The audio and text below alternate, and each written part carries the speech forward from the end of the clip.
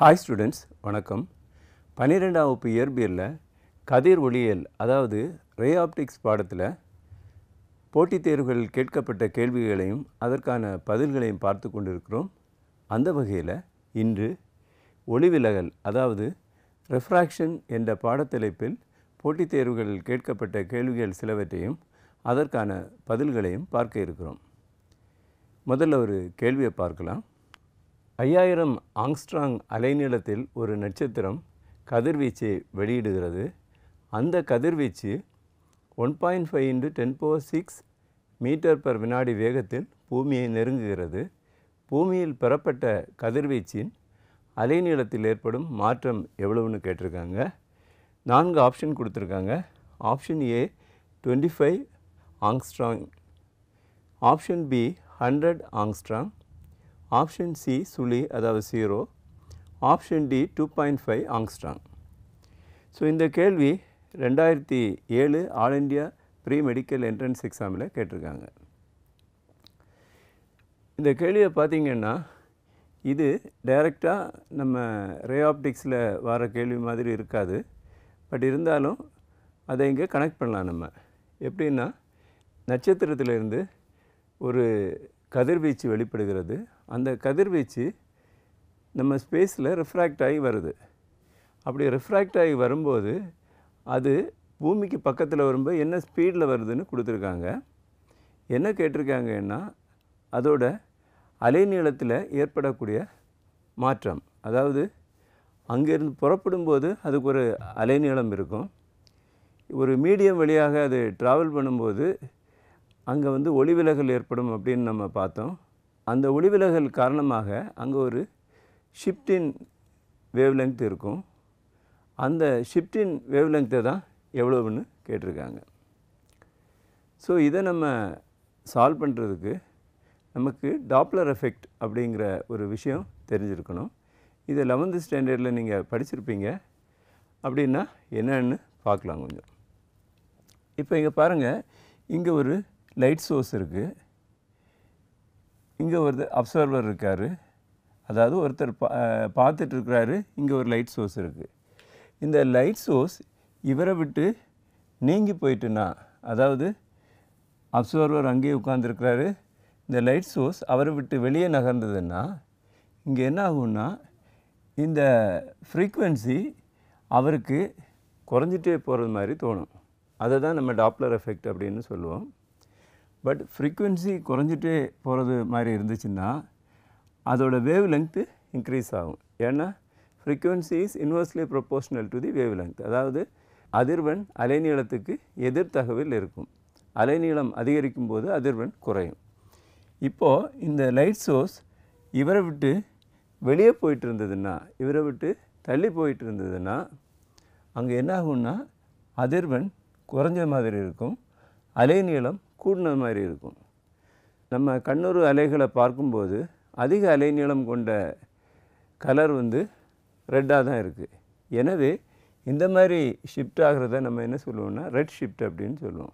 அதாவது சிகப்பை நோக்கிய மாற்றம். அந்த ஷிஃப்ட் எதை நோக்கி இருக்குது? சிகப்பை நோக்கி இருக்குது.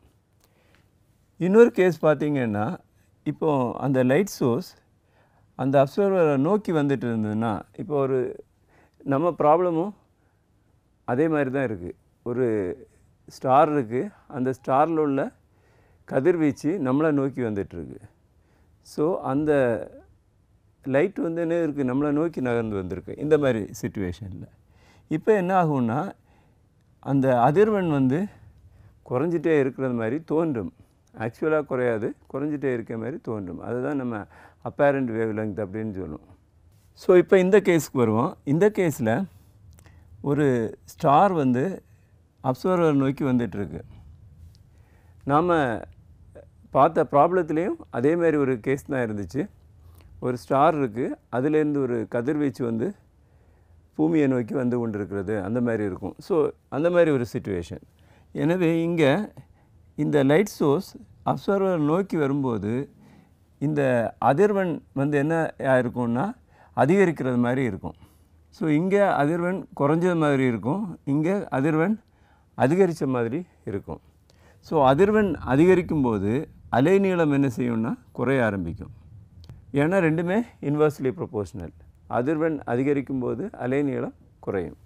ஸோ இங்கே சோர்ஸ் வந்து அப்சர்வரை நோக்கி போகும்போது அதிர்வெண் அதிகரிக்கிற மாதிரி இருக்கும்.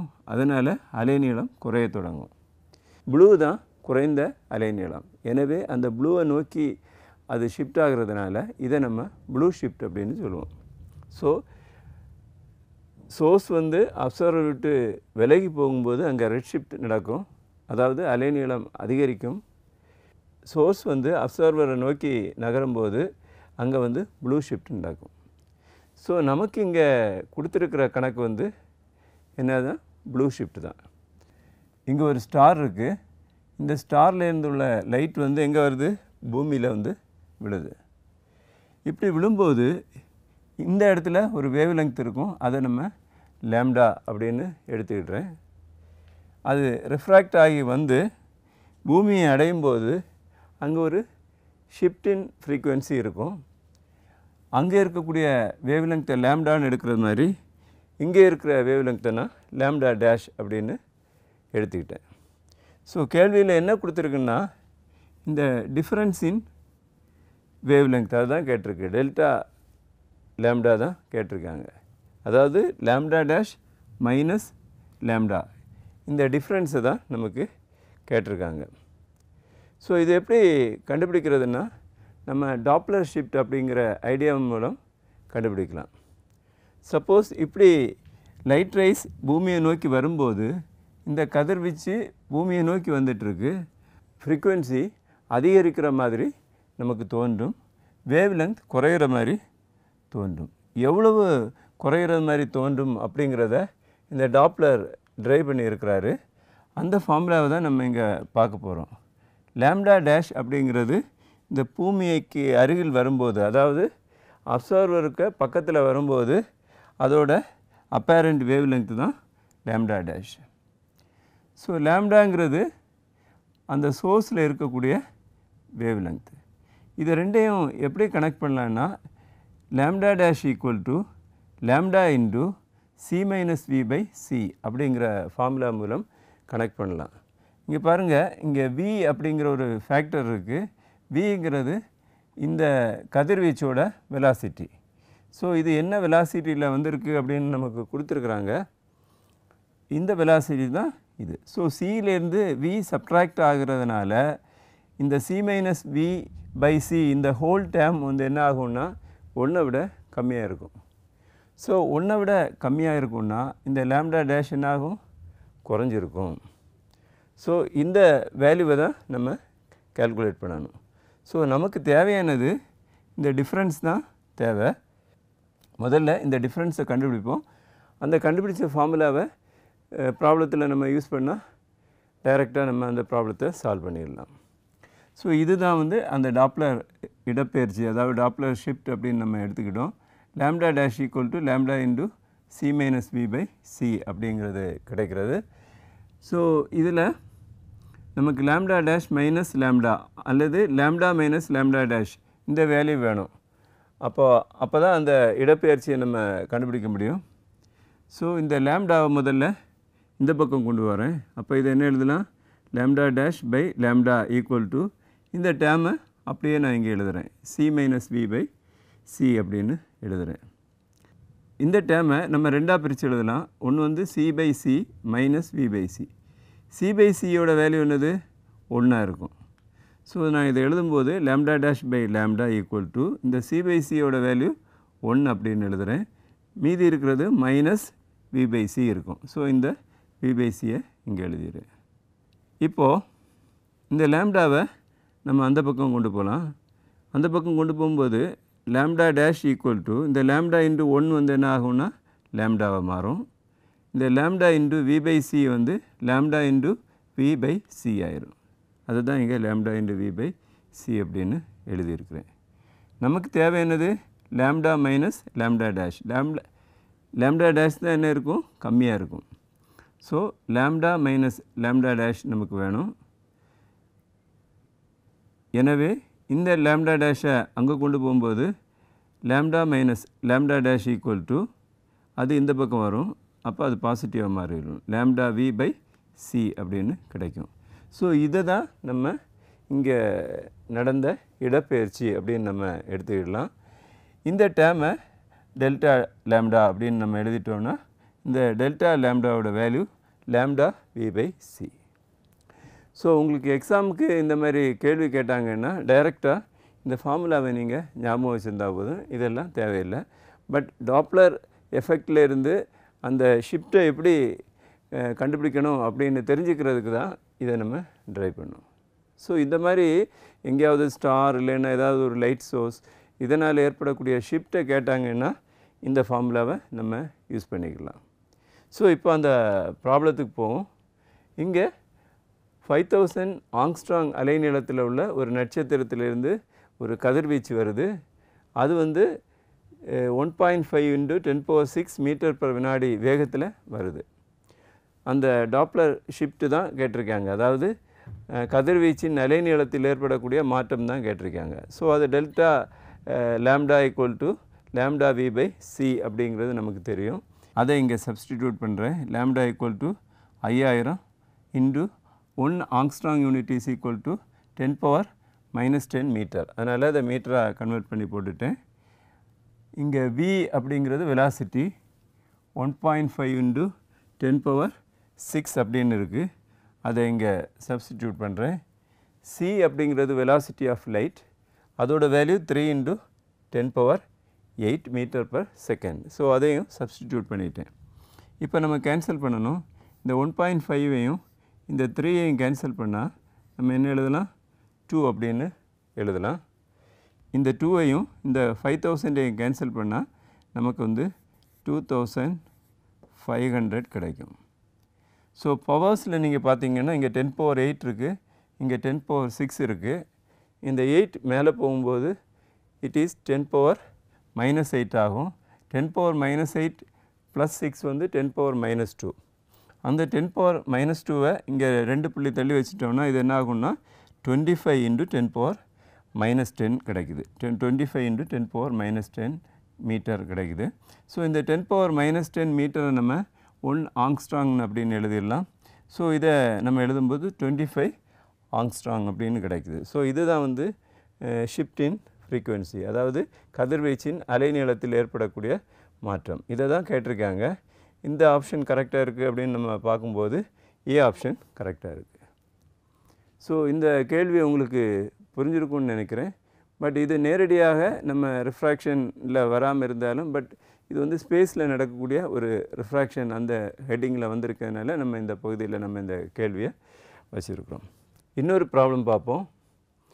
ஒற்றை நிறம் கொண்ட ஒரு ஒளிக்கற்றையானது வெற்றிடத்திலிருந்து 1.5 ஒளிவிலகல் எண் கொண்ட ஊடகத்தின் வழியாக விலகலடைந்து செல்கிறது.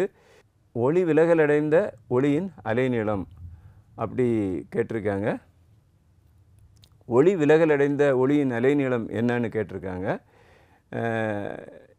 4 ஆப்ஷன் கொடுத்துருக்காங்க. ஏ ஆப்ஷன் ஒளியின் செறிவை பொறுத்து மாறும், பி ஆப்ஷன் மாறாது, சி ஆப்ஷன் குறையும், டி ஆப்ஷன் அதிகரிக்கும்.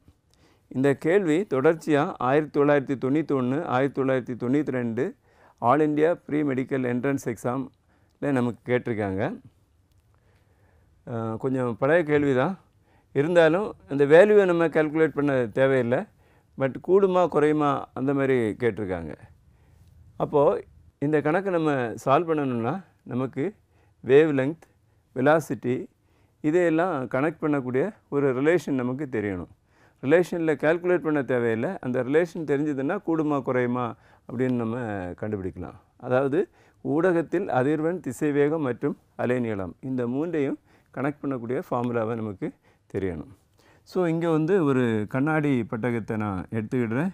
ஸோ இங்கே வந்து ஒரு லைட் இன்சிடெண்ட் ஆகும்போது இந்த லைட் வந்து நேரடியாக இப்படி போயிருக்கணும், அப்படி போகாமல் நார்மலை நோக்கி என்ன ஆகும், டீவியேட் ஆகும்.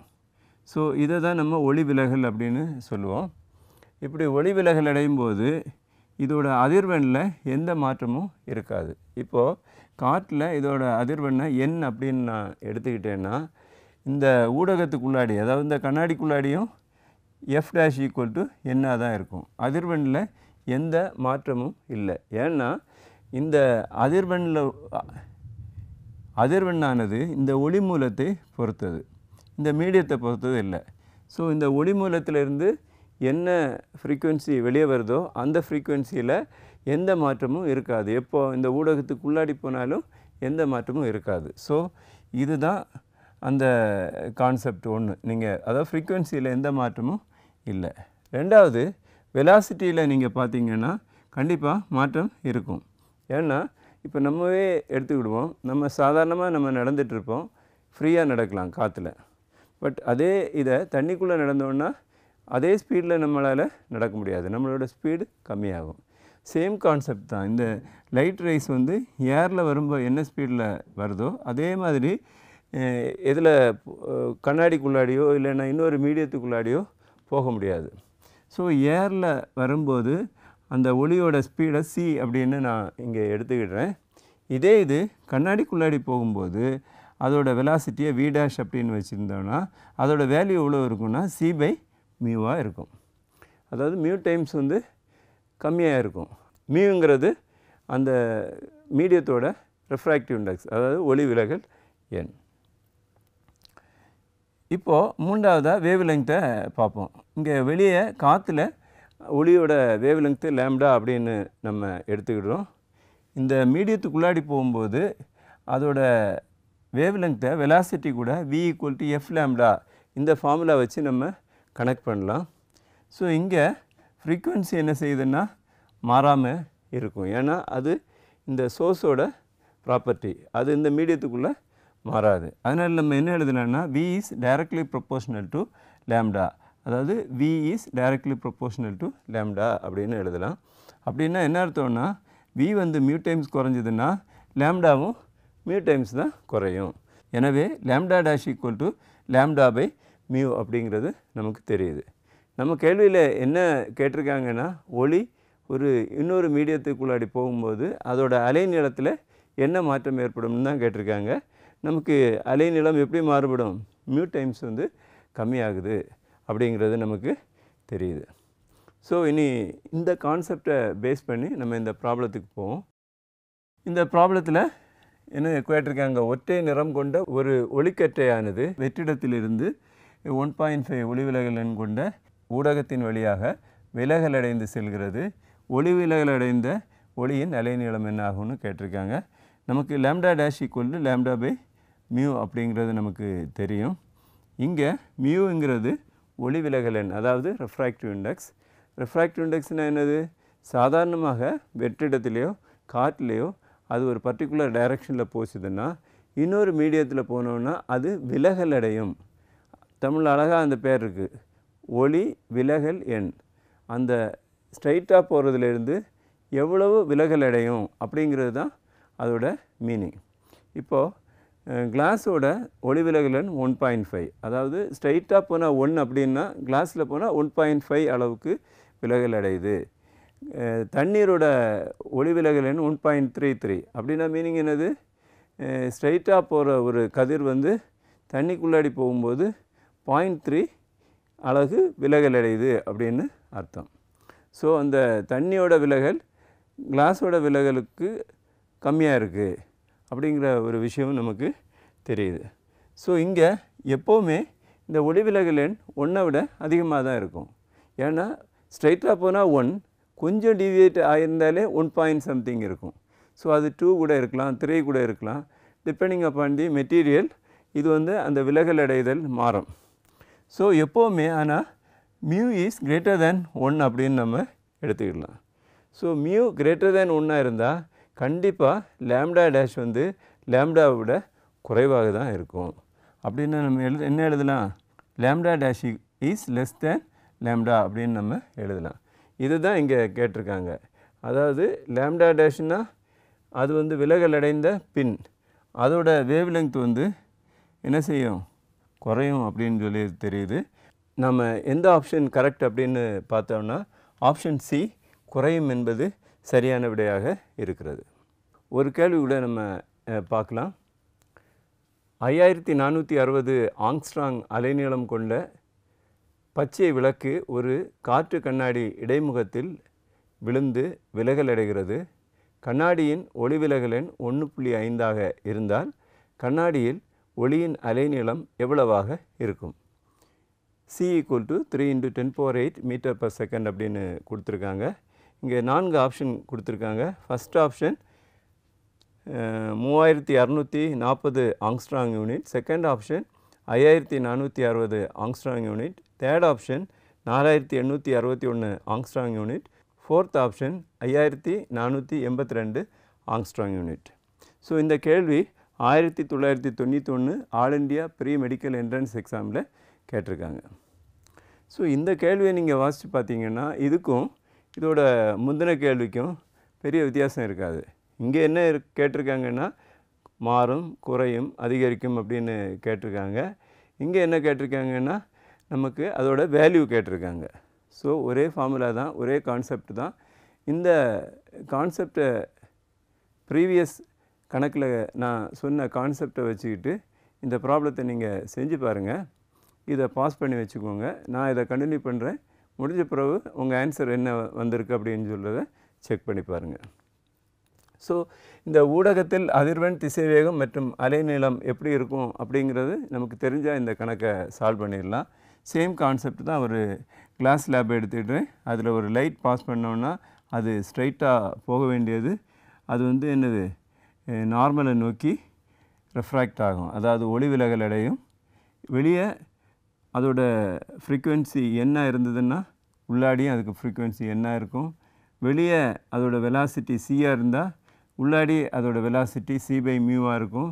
வெளியே வேவ் லெங்த் லேம்டாவாக இருந்ததுன்னா நமக்கு உள்ளாடி அதோட வேவ் லெங்த் வந்து λ/μவாக இருக்கும். நமக்கு வந்து இந்த விஷயந்தான் நமக்கு தெரியணும். அதாவது கிளாஸுக்குள்ளாடி வேவ் லெங்த் எவ்வளோன்னு கேட்டிருக்காங்க. ஸோ அது λ' = λ/μவாக இருக்கும். இந்த கான்செப்டை பேஸ் பண்ணி நம்ம இந்த கணக்கை சால்வ் பண்ணலாம். ஸோ இங்கே 5460 ஆங்ஸ்ட்ராங் அலைநீளம் கொண்ட பச்சை விளக்கு ஒன்று இருக்குது. அது கண்ணாடிக்கு உள்ளாடி போகும்போது அதோட அலைநீளத்தை கண்டுபிடிக்க சொல்லியிருக்காங்க. அதாவது லேம்டா கொடுத்துருக்காங்க, λ' கண்டுபிடிக்க சொல்லியிருக்காங்க. எனவே λ' = λ/μ அப்படிங்கிறத நம்ம பார்த்தோம். இந்த லேம்டாவோட வேல்யூ 5460 ஆங்ஸ்ட்ராங் யூனிட். நான் அதை அப்படியே 5460ன்னு எழுதிடலாம். ஏன்னா வேறு எந்த டேர்மும் இன்வால்வ் ஆகுதுனால நம்ம ஆன்சரையும் ஆங்ஸ்ட்ராங்லே எழுதிடலாம். இந்த மியூவோட வேல்யூ அதை வந்து 1.5 அப்படின்னு நமக்கு கொடுத்துருக்காங்க. ஸோ இதை சிம்பிளிஃபை பண்ணுறதுக்காக நான் இதை கொஞ்சம் மாடிஃபை பண்ணி எழுதுகிறேன். அதாவது மேலேயும் கீழேயும் 10ஆல் மல்டிப்ளை பண்ணி எழுதுகிறேன். 54600/15 அப்படின்னு நான் எழுதுகிறேன். ஸோ இதை 5ஆல் கட் பண்ணால் இங்கே 3 வரும், இங்கே 15, இது போகாது 920 வரும். ஸோ இந்த 3ஐ வச்சு கேன்சல் பண்ணால் 1 3 is 3, இது வந்து 3 6 3 0 சாரி 40 வரும். ஓகே, அப்போது 3640. இதில் எந்த ஆப்ஷன் கரெக்டாக வரும் அப்படின்னு பார்த்தோன்னா ஆப்ஷன் ஏ 3640 அப்படிங்கிறது வந்து கரெக்ட் ஆன்சராக இருக்குது. ஸோ நம்ம இன்றைக்கி 3 கேள்விகளை பார்த்தோம். இந்த 3 கேள்விகளும் உங்களுக்கு பிடிச்சிருக்குன்னு நினைக்கிறேன். எல்லாமே அந்த வெலாசிட்டி, ரெஃப்ராக்டிவ் இண்டெக்ஸ் இதை சார்ந்துள்ள ப்ராப்ளமாக தான் இருந்தது. இது கொஞ்சம் பழைய கணக்குகளாக இருந்தாலும் இந்த கான்செப்டை எல்லாம் ஞாபகம் வச்சுக்கோங்க. இதை பேஸ் பண்ணி மாடிஃபை பண்ணி புதுசாக நமக்கு கேட்குறதுக்கான வாய்ப்புகள் இருக்குது. அதனால் நிறைய பயிற்சி கணக்குகளை தொடர்ந்து செய்யுங்க. மேலும் சில கணக்குகளோடு நாம் அடுத்த வீடியோவில் சந்திப்போம். நன்றி.